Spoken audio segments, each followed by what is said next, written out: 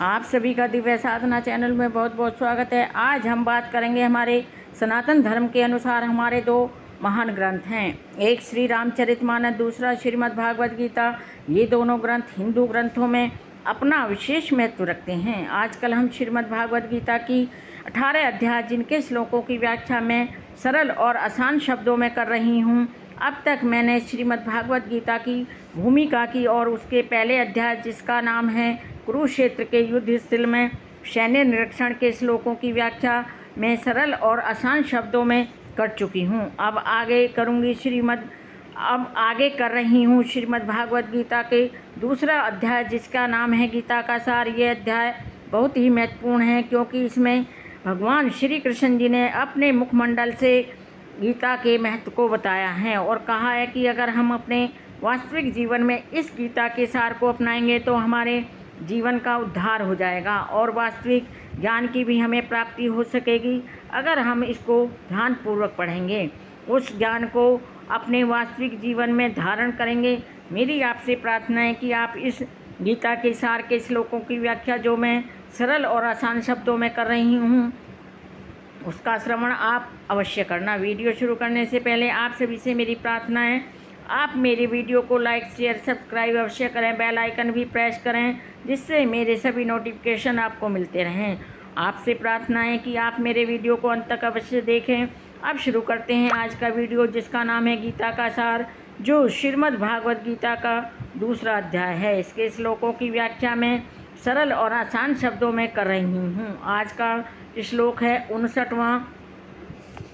विषय विनिवर्तन्ते निराश्रयस्य देहिने रसवर्जनम् रसः अपि आस्यः परम है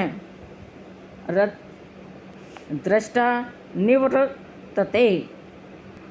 विषया विनिवर्तन्ते निराहारस्य देहिनः रसवर्जम् रसः अपि अस्य परम दृष्टा निवर्तते।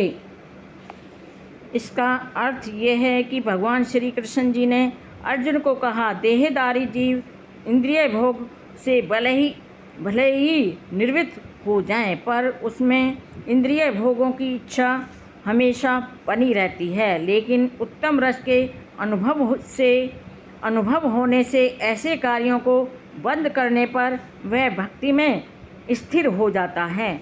यहाँ कहने का तात्पर्य यह है कि जब तक कोई अध्यात्म को प्राप्त न हो जाए तब तक इंद्रिय भोग में वृत्त होना असंभव होता है।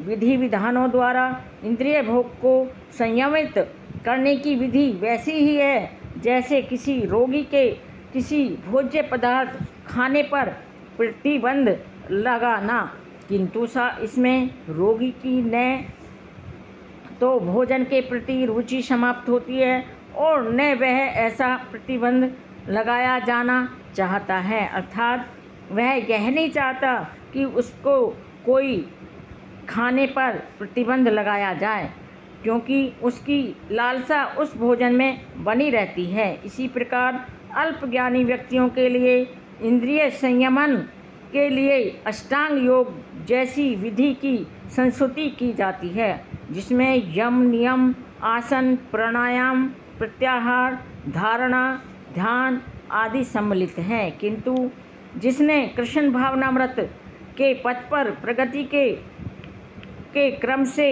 परमेश्वर भगवान श्री कृष्ण जी के सौंदर्य का रसास्वादन कर लिया है उसे जड़ भौतिक वस्तुओं में कोई रुचि नहीं रह जाती। अतः आध्यात्मिक जीवन में वे सारे प्रतिबंध अल्पज्ञानी नव दीक्षितों के लिए ही होते हैं। ऐसे प्रतिबंध तभी तक ठीक हैं जब तक कोई भी व्यक्ति कृष्ण भावना व्रत में रुचि जागृत नहीं हो जाती, और जब वास्तव में उसे भगवान के प्रति रुचि जागृत हो जाती है तो मनुष्य में स्वयं ही ऐसी वस्तुओं के प्रति अरुचि उत्पन्न हो जाती है